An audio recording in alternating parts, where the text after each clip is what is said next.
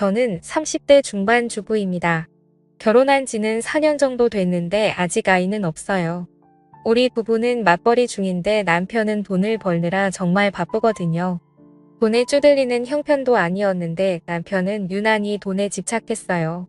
그런 남편 때문에 참 많이 다투기도 했는데 나중에는 거의 포기하고 살고 있었어요. 처음에는 집 산 거 대출만 갚고 아이 계획을 세우자고 말하던 남편은 대출금을 다 갚았음에도 불구하고 여전히 조금만 더 하면서 아이 계획을 미루고 있었어요. 그러던 어느 날 당신이 잊고 있나 본데 나 지금 30대 중반이야. 더 미루면 안 되는 나이란 말이야. 라며 제가 남편을 쏘아봤어요. 솔직히 나이가 들면 들수록 걱정도 많이 됐고 거기다 친구들 출산 소식이 들려올 때마다 조바심도 났거든요. 그렇다고 해서 출산한 친구들이 돈이 많은 것도 아니었고 사실 우리가 더 낳으면 낳았지 부족할 게 없었거든요. 그런데도 남편은 무슨 욕심이 그리 많은 것인지 한 살이라도 젊을 때 빨리 돈을 모아야 한다는 이유로 맨날 야근에다 심지어는 주말에도 일을 하러 가는 날이 많았어요. 그런 남편을 보며 저도 조금씩 부부의 정이 떨어져 가고 있었고 어느 순간부터 남편과 갑방을 쓰게 되었어요. 하지만 남편은 그런 저를 전혀 이해하지 못했는데 아니 내가 나 혼자 잘 먹고 잘 살자고 이러는 것 같아? 우리 가족 남부럽지 않게 살려고 이러는 거잖아. 근데 당신은 그것도 이해 못해줘? 라며 오히려 화를 내기 일쑤였어요. 그렇게 남편과 저는 골이 깊어져 가고 있었고 그런 우리를 보며 시어머니는 내가 너한테 항상 미안하구나. 도대체 왜 그렇게 돈에 집착하는지 모르겠구나. 내가 다시 한번 잘 타일러 보마. 라며 항상 제게 미안해 하셨어요. 남편의 여동생인 시누이도 언니 요즘 오빠 때문에 힘들다면서요. 엄마 아빠가 불러서 알아듣게 말한다고 하니까 언니가 조금만 이해 좀 해주세요. 근데 제가 봐도 속 터지겠네요. 언니 나이도 있는데 도대체 왜 그러는 건지 모르겠어요. 라며 울상을 짓곤 했어요. 시댁 가족들은 정말 좋은 분들이었는데 사실 시댁 가족들 때문에 지금껏 버텨온 거나 마찬가지였어요. 시댁 가족들이 아니었음 벌써 이혼하지 않았을까 싶네요. 그러던 어느 날 잔뜩 취해서 들어온 남편이 너 나랑 살기 싫지? 먼저 이혼하자. 라고 다짜고짜 물었어요. 맨날 늦게 들어오더니 이제는 술까지 퍼마시고 들어와서 술주정까지 하네. 제가 남편을 보며 비아냥거렸어요. 우리 둘이 진짜 사랑해서 결혼했는데 도대체 왜 이렇게 된 걸까? 남편이 물었지만 저는 대꾸하지 않았는데요. 그런 저를 보며 남편이 다 내 잘못이네. 나는 그저 우리 가족 행복하게 잘 살려고 했던 것뿐인데 도대체 어디서부터 잘못된 걸까? 라며 머리를 감싸안았어요. 그날따라 남편은 많이 이상했고 저는 아무런 대꾸도 하지 않은 채 남편을 노려볼 뿐이었어요. 그리고 다음 순간 남편이 그래 이혼하자. 내가 그렇게 원하던 이혼 내가 해줄게. 라며 담담하게 말했어요. 안 된다고 펄쩍펄쩍 뛰더니 왜 갑자기 심경 변화가 생긴 거야? 제가 남편에게 물었고 서로 사랑하지도 않는 사람과 사는 게 얼마나 지옥인 거냐? 빨리 이혼해줘야 당신도 새 출발해서 그렇게 갖고 싶다던 애를 갖지 당신도 이제 적은 나이가 아니잖아. 라고 말을 했는데 남편은 그저 넋이나간 듯 해보였어요. 그럼 나야 좋지. 사실 나도 어머님 아버님 아가씨 때문에 어찌어찌 버틴 건데 언제까지나 그럴 순 없잖아. 그래도 당신이 그렇게 생각해주니 고맙네. 우리 헤어지는 마당에 그냥 좋게 마무리하자. 제가 남편에게 말했어요. 그리고 그 뒤 남편이 급히 이혼을 하기 위해 준비하는 듯 했고 그런 남편을 보며 근데 왜 이렇게 서두르는 거야? 그새 여자라도 생긴 거야? 어차피 이혼할 사이인데 한번 털어놔봐. 남편에게 물었어요. 맞아 당신 말대로 나 여자 생겼어. 근데 그 여자가 얼마 전에 임신까지 했어. 이제 몇 달 뒤에 내 아이가 나오거든. 그러니까 빨리 이혼하자라며 남편이 충격적인 사실을 털어놨어. 아 그래서 그동안 맨날 늦게 왔던 거였구나. 거기다 주말마다 일하러 가는 이유가 다 있었던 거구나. 근데 나는 천치같이 전혀 모르고 있었네. 남편에게 충격적인 사실을 들었음에도 저는 별 느낌도 없었는데 오히려 그런 제 모습에 더 놀랐던 것 같네요. 그 뒤 남편은 이혼을 진짜 서둘렀어. 저기 말이야 내가 바람펴서 이혼하는 거잖아. 그러니까 이 집은 당신에게 줄게. 어차피 문제는 나한테 있는 거니까. 어느 날 남편이 뜬금없이 말했어. 뭐, 당신 같은 짠돌이가 이 집을 나한테 주겠다고? 당신 그 여자 진짜 사랑하는가 보다. 그렇게 아등바등 돈에 미쳐서 살던 사람이 집까지 나한테 주면서 이혼을 서두르는 거 보니 그런 남편을 보며 마음이 참 이상했는데 아이도 자꾸 미루던 그런 사람을 하루아침에 그렇게 변하게 한 여자가 누군지 궁금했어요. 그 뒤 저는 시어머니에게 전화를 했어요. 어머님 혹시 얘기 들으셨어요? 그이가 이혼하자고 해서 우리 이혼해요. 근데 그이가 지금 사귀고 있는 사람이 있다고 하는데 들으셨어요? 그래 얘기 들었다. 그래서 말인데 내가 빨리 정리를 좀 해줬으면 좋겠구나. 조금 있으면 우리 손주가 나온다고 하는데 서둘러야 하지 않겠니?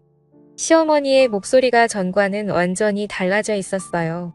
그런 시어머니를 보니 살짝 기분이 나빠졌어요. 어머님도 손주 태어난다니까 좋으신 모양이네요. 당연한 거 아니겠냐? 내가 결혼한 지가 벌써 몇 년째인데 아직 내 품에 손주가 없다는 게 말이나 되는 거냐? 이게 얼마나 큰 경사냔 말이야. 시어머니는 마치 이 모든 것이 제 잘못이란 듯이 말했어요. 어머님 말씀이 좀 서운하네요. 제가 안 낳겠다고 한 것도 아니고 그이가 지금껏 계속 미뤘다는 거 어머님도 잘 알고 계시잖아요. 그런데 어떻게 그런 말씀을 하실 수가 있어요?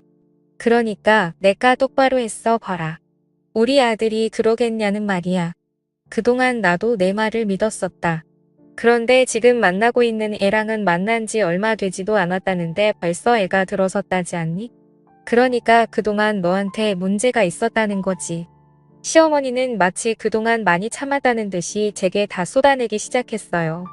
그런 시어머니의 말에 제가 순간 울컥하고 말았는데요. 사실 남편이랑 사이가 안 좋았음에도 시어머니의 따뜻한 말을 위로받으며 잘 견뎌왔었거든요. 하지만 그날 시어머니의 그러한 싸늘한 말을 들으며 제가 큰 착각을 한 것이었구나 하는 생각을 하게 되었고 그동안 시어머니가 철저히 연기를 한 것이라는 생각마저 들었어요. 알겠습니다. 오히려 어머님이 그렇게 말씀해 주시니 있던 정도도 뚝 떨어지네요. 따로 찾아뵙고 인사드리진 않겠습니다. 그럼 전화 끊겠습니다. 다음에 제가 급히 전화를 끊어버렸어요. 그런데 전화를 끊자마자 참았던 눈물이 쏟아져 나왔어요. 그동안 의지하던 시어머니에게 조차 배신당했다는 생각이 머릿속에 가득했거든요. 그렇게 한동안 눈물만 흘리고 있었는데 신우이에게 전화가 걸려왔어요. 언니 이혼한다면서요. 아가씨도 제게 서운한 얘기하려고 전화한 거예요. 제가 신우이에게 싸늘한 목소리로 물었어요. 아니 그런 건 아니고 지금 이런 마당에 얼굴 보고 인사는 못할 것 같고 그래서 전화로라도 인사하려고 했죠. 신우이가 기어들어가는 목소리로 말했어요.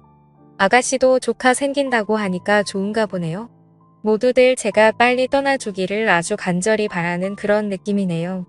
걱정하지 마세요. 우린 애도 없어서 금방 끝날 거니까. 그게 아니라 언니한테는 정말 미안해요. 그냥 그 말하고 싶어서 전화했어요. 순간 신우이가 울컥했는지 잠시 침묵했어요. 그러더니 곧 언니 난 누가 뭐래도 언니 편이었어요. 그리고 언니를 제 친언니로 생각한 것도 사실이에요. 언니 정말 보고 싶을 거예요. 그리고 잘 사셔야 해요. 신우이가 말했는데 신우이의 목소리는 눈물을 가득 머금고 있었어요. 그런 신우이에게 뭐라 대답하지도 못한 채 통화가 끝나버렸고 신우이의 그런 모습을 보니 다시 제 마음이 안 좋아졌어요. 그동안 신우이와 저는 정말 사이가 좋았거든요. 그렇게 전화를 끊어버린 신우이가 걱정이 되어 제가 다시 전화를 했으나 그 뒤 신우이의 휴대폰은 전원이 꺼져 있었어요. 결국 신우이와 다시 통화를 하지 못한 채 저는 남편과 이혼을 진행하게 되었어요. 남편은 모든 것을 속전속결로 처리했는데 정말 급했던 모양으로 웬만한 건 제가 원하는 대로 다 해줬어요. 이 집은 이제 당신 거니까 당신이 팔고 이사를 가든지 그냥 살든지 마음대로 하고 난 짐 싸다 바로 나갈게. 근데 앞으로 그냥 가지고 있는 것도 나쁘진 않을 거야. 남의 남편이 제게 조언했지만 당신 같으면 이 집에서 살 수 있겠어? 당신 말이야 내가 상관장 소통 안 한 거 감사하게 생각해. 그래서 내가 아파트까지 당신한테 다 주고 당신이 해달라는 거 다 해줬잖아. 암튼 그건 고맙게 생각할게. 남의 남편이 급히 짐을 싸서 나갔어요. 그 뒤 저는 집을 팔려고 내놨지만 빨리 팔리지 않았고 우선 그대로 살고 있었어요. 사실 그쯤에서는 남편에게 이미 정이 떨어져 버렸기에 남편이 그립다거나 그렇지도 않았거든요. 그렇게 얼마나 지났을까요? 제 친한 친구 진주에게 전화가 한 통 걸려왔어요. 잘 지내고 있는 거야? 너 그러고 사는데 내가 이러니 널 챙길 수도 없고 미안하다. 친구 진주가 미안한 듯 말했어요. 아니야. 너 몸이 그런데 무슨 그런 말을 하냐? 오히려 내가 널 챙겨야 하는데 내 꼴이 이러니 내가 더 미안해. 친구 진주는 얼마 전에 갑상선 암 진단을 받고 치료 중이었거든요. 아니야. 그래도 갑상선 암은 암 중에서 착한 병이라고 하잖아. 수술하고 치료받으면서 많이 좋아졌어. 정말 많이 나아진 것인지 진주의 목소리가 밝아 보였어요. 저기 근데 말이야. 나 오늘 내 전남편 봤다. 그래. 같은 하늘 아래에 사는데 마주칠 수도 있지 뭐. 제가 별 관심 없다는 듯이 말했어요. 근데 내 전남편 바람나서 이혼했다고 하지 않았어? 야, 그 인간 얘기는 하지도 말자. 피곤하니까. 제가 진주에게 말했지만 나도 웬만하면 전화 안 하려고 했지. 근데 말이야. 내 전남편 너한테 그렇게 하고 벌 받는가 보다. 친구 진주가 아주 고소하다는 듯이 말했어요. 그게 무슨 말이야? 벌 받는 것 같다니. 아니 너도 알다시피 내가 암 전문 병원에 다니잖아.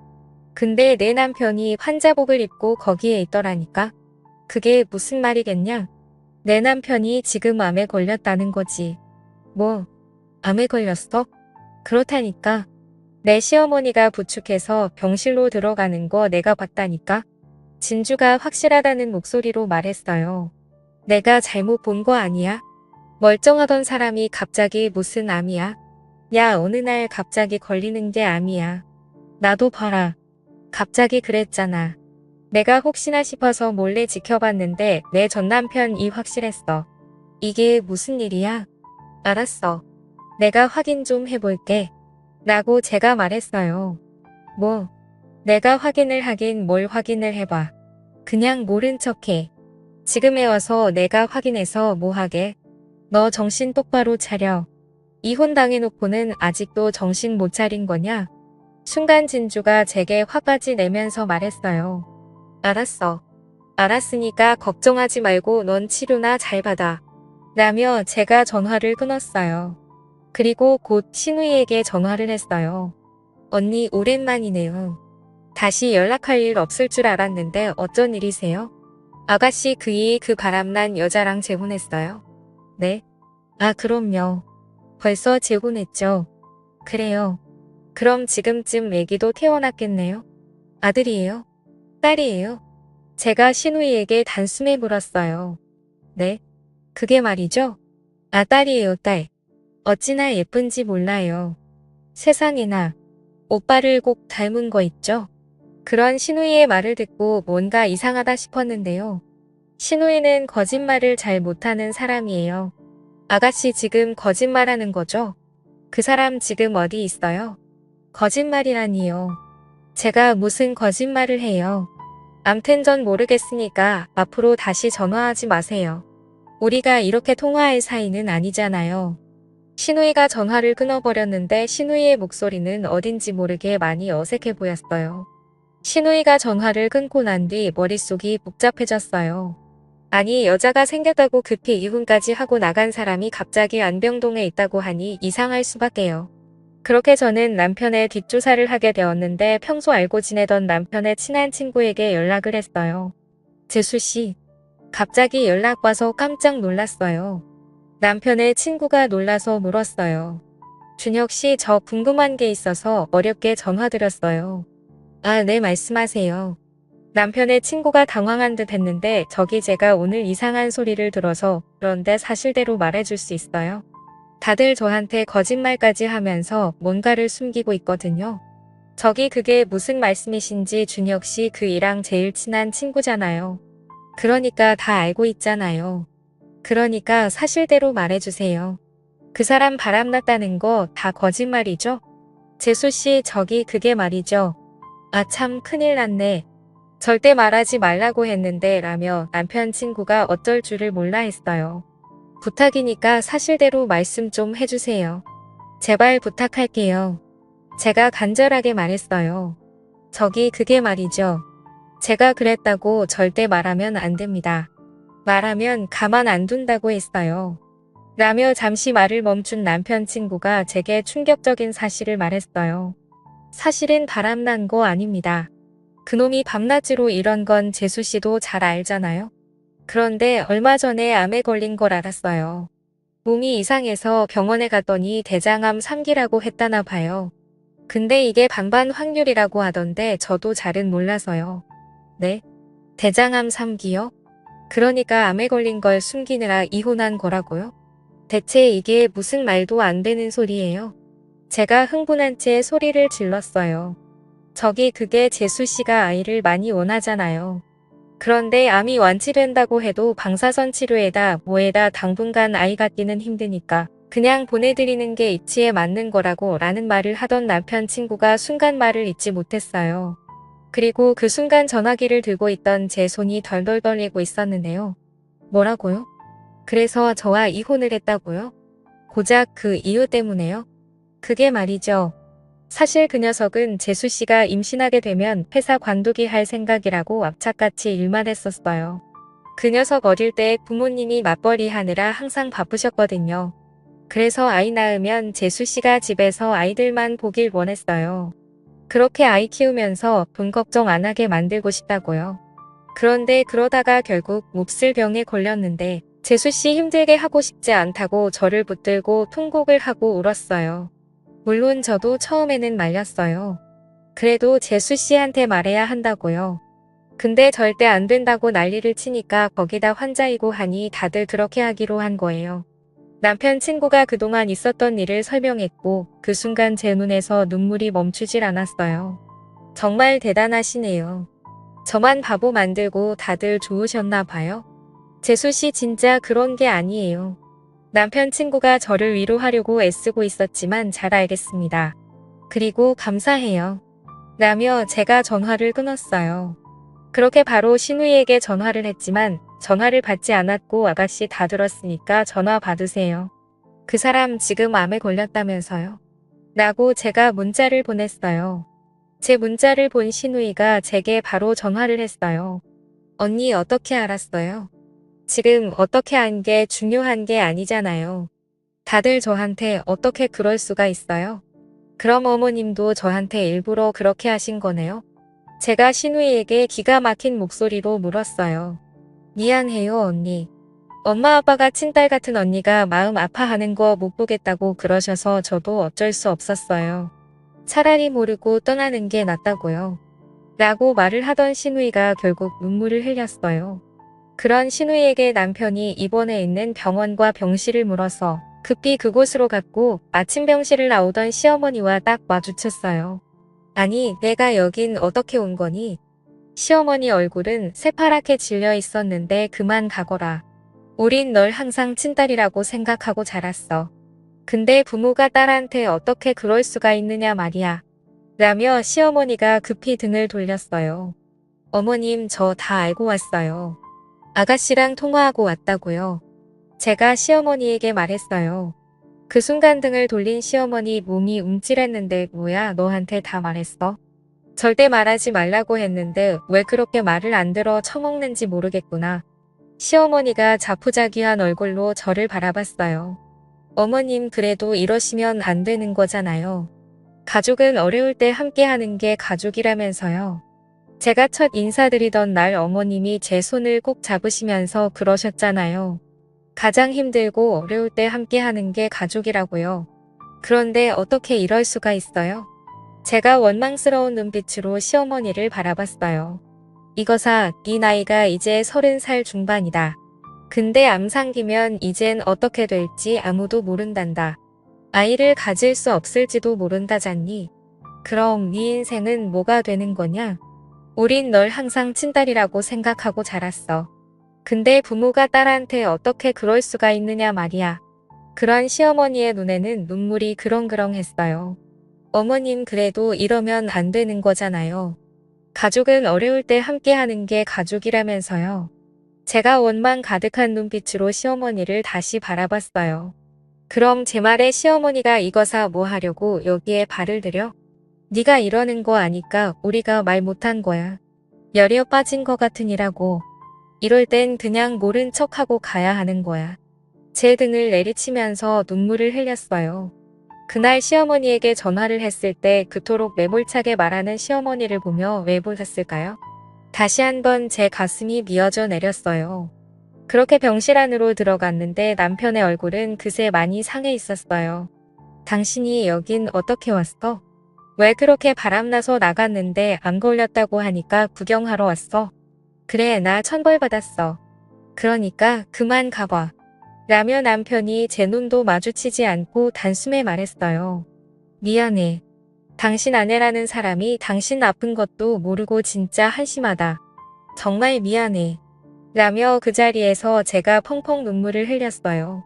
그런 저를 보며 남편이 마음에도 없는 소리를 했지만 저는 상관도 하지 않았고 그날부터 남편의 병관으로 하기 시작했어요.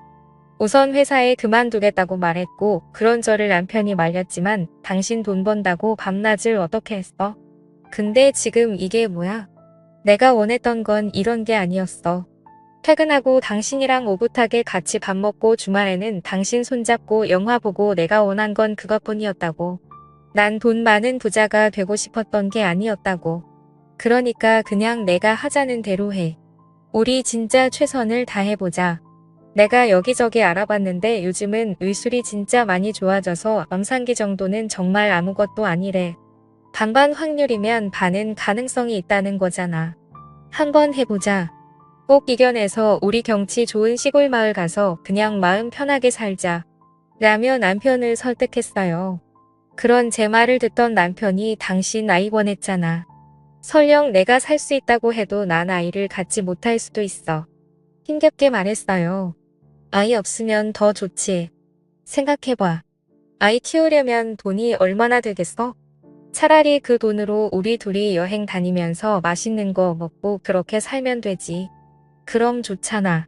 다행히 당신이 벌어놓은 돈이 꽤 돼서 내가 소일거리하면서 살면 충분할 거야. 그러니까 우리 열심히 치료받자. 알았지? 라며 제가 활짝 웃었는데 제 말에 남편이 눈물을 뚝뚝 흘렸어요. 그 모습에 옆에 있던 시부모님도 뒤를 돌아 눈물을 흘리셨는데 제가 병관으로 한 뒤 남편은 정말 많이 좋아지기 시작했어요. 반드시 살아야겠다는 의지가 다시 생긴 듯 잘 넘어가지도 않는 밥을 꾸역꾸역 입안으로 밀어 넣었는데 물론 약 부작용으로 얼마 안 가서 구토를 하기도 했지만 남편은 어떻게든 먹으려고 노력했어요. 그 뒤 남편은 정말 많이 좋아졌어요. 거기다 제가 아는 지인에게 부탁해서 한적한 시골 마을에 집도 알아봤는데 남편과 어떤 집이 좋을지 계속 고르고 있었기에 남편의 얼굴이 많이 밝아져 있었어요. 여기서 조금만 가면 바다도 있대. 그리고 앞에는 조그만 텃밭도 있어서 농약을 안 치고 채소를 길러 먹을 수 있을 것 같아. 거기다 채소 같은 거 심어서 유기농으로만 먹자. 요즘 텃밭 가꾸는 거 공부도 하고 있거든. 당신도 해야 하니까 빨리 건강해져야 해. 당신도 알다시피 내가 손이 좀 둔하잖아. 라며 활짝 웃었는데 그러한 이야기를 할 때마다 남편의 얼굴이 참 편안해 보였어요. 그렇게 힘든 항암 치료를 끝내던 어느 날 우리는 살던 아파트를 처분해서 시골 마을로 내려갔어요. 공기도 좋았고 아침마다 새들이 지저귀는 소리에다 바람이 불 때마다 울창한 나무들이 아주 시원한 소리를 냈는데 우린 그 소리가 그렇게 좋을 수가 없었어요. 그 뒤 우리는 이곳에 정착해서 잘 살고 있답니다. 정말 다행인 건 남편의 건강이 정말 좋아졌는데 병원에 정기검사를 받으러 갈 때마다 의사 선생님이 칭찬을 할 정도예요. 거기다 몇 달 뒤면 우리 시부모님도 우리가 있는 곳으로 내려오셔서 같이 지내기로 했어요. 시부모님이 내려오시면 텃밭 앞에 만들어 놓은 평상에서 직접 기른 채소로 된장찌개를 끓여서 시골 밥상을 차려드려야겠네요. 요즘은 문득문득 왜 그리 또 악착같이 살았는지 후회가 될 정도입니다. 돈이 뭐가 그렇게 중요하겠습니까? 사람이 살아가는 데 있어 건강하고 행복하게 사는 게 제일 중요한 거 아니겠습니까? 문득 첫 만남에서 제 손을 꼭 잡고 가족은 힘들 때 옆에 있어주는 게 진정한 가족이다 라던 시어머니의 말씀이 자주 생각나는데요. 남편이 안병동에 있을 때 아픈 가족들을 남을 나라 하는 사람들을 많이 봤었는데 부디 힘든 시간일수록 가족들이 함께해 주시길 바라봅니다. 감사합니다.